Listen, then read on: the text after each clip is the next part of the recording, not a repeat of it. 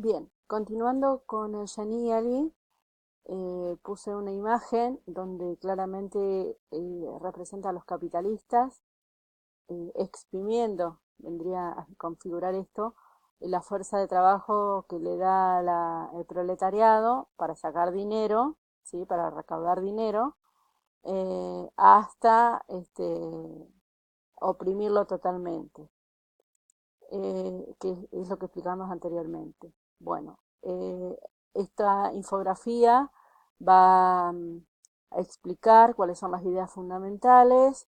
Este es el símbolo del comunismo, la bandera roja, que es cuando el proletariado rompe con toda la estructura que lo oprime desde la burguesía y va a ser parte, digamos, de los medios de producción.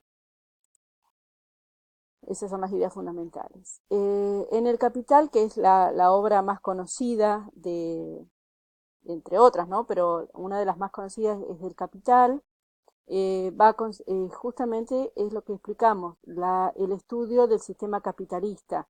Y la importancia de este estudio es que radica en el método de investigación.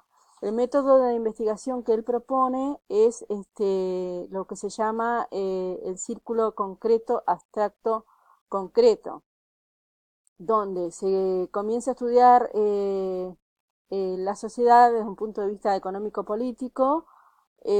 A las sociedades hay que empezarlas a estudiar por la población, la división de clases, la ciudad, el campo, el mar, las ramas de producción. Y entonces dice él que se comienza por lo real y concreto. La población va a ser la base y el sujeto del acto social de producción. Pero la población en general es una abstracción si dejo de lado las clases sociales, dice Marx.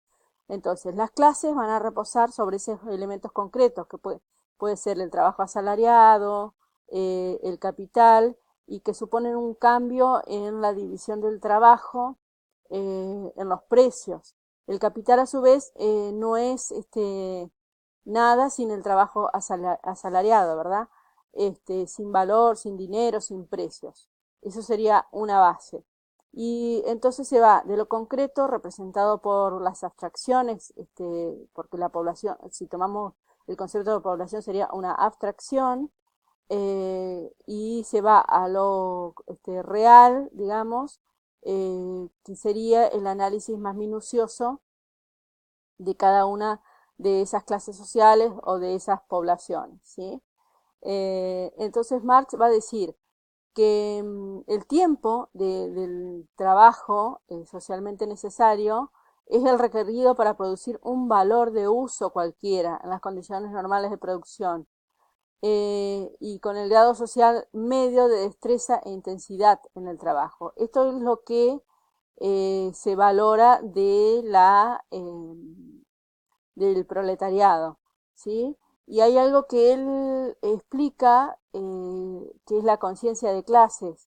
La conciencia de clases significa que si este proletariado tomara conciencia del valor que tiene su fuerza productiva, rompería con toda esta estructura social y podría liberarse. Por eso que también propone una revolución. Y habla de abolir justamente la propiedad de los medios de producción. Bien. Eh, Hay autores que siguieron el legado de Marx, ¿sí? Por ejemplo, Simmel.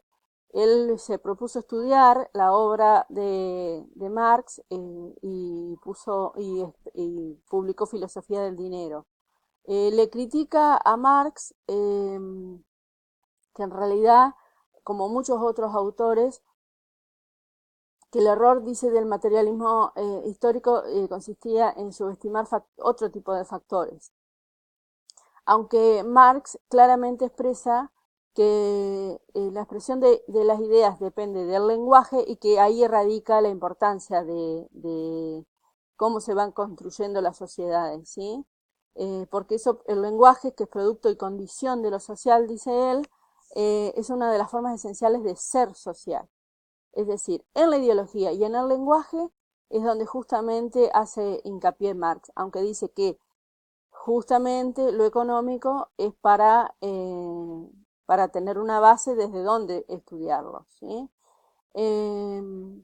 Eh, y él también luego hace una negativa de estudiar las clases sociales en función del nivel o de la fuente de ingresos. Así que ahí claramente se explica la, la ideología y la concepción del lenguaje como fundamentales para las estructuraciones sociales. Y acá puse, bueno, por último, una frase que me pareció muy motivadora, que dice, la desvaloración del mundo humano crece en razón directa de la valoración del mundo de las cosas. Es decir, como decíamos antes, en tanto y en cuanto seamos conscientes de lo que vale nuestro trabajo, nuestras relaciones dentro de la sociedad, podemos mejorar y producir estas revoluciones que él proponía para abolir todas las desigualdades que se producen respecto de las relaciones sociales en función del trabajo y de otros factores como expusimos anteriormente. Bueno, entonces, para cerrar, eh, ese conjunto de relaciones que hablábamos anteriormente es lo que forma la estructura económica, esas fuerzas productivas y esta lucha de clases son elementos muy importantes en la teoría marxista, y él dice que la verdadera ciencia entonces se transforma en política, en praxis, en actividad revolucionaria. No tan solo se trata de comprender el mundo, sino de transformarlo. Es decir, que cada uno sea protagonista de los cambios que se necesitan en cada momento histórico en las distintas sociedades. Muchas gracias.